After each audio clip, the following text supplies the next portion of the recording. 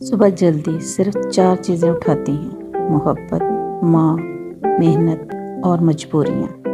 रिश्तों में भरोसा और मोबाइल में नेटवर्क ना हो तो लोग गेम खेलने लगते हैं। हर कामयाब मर्द और औरत के पीछे एक बूढ़े ज़ईफ़ माँ बाप की कीमती जवानी होती है।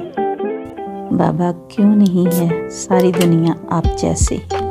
ज़िंदगी में 2 चीज़ों की कमी इंसान को अज़ियत में डालती है। एक रात की नींद, अगर नींद नहीं तो चेहरा बिगड़ जाता है।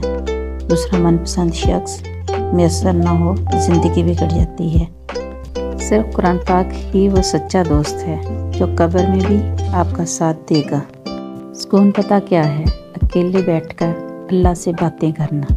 औरत की तबीयत में एक अजीब तरह का तदाद है कि वो गरीब शौहर से पैसे मांगती है और पैसे वाले शौहर से प्यार मांगती है।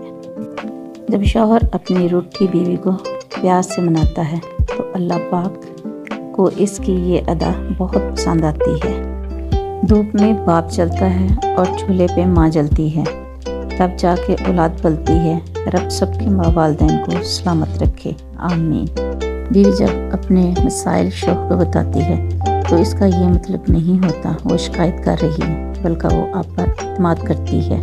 कुछ रिश्ते, कुछ ताल्लुक ऐसे परिंदों जैसे होते हैं जो खुले दरवाजे देखकर भी नहीं उड़ते।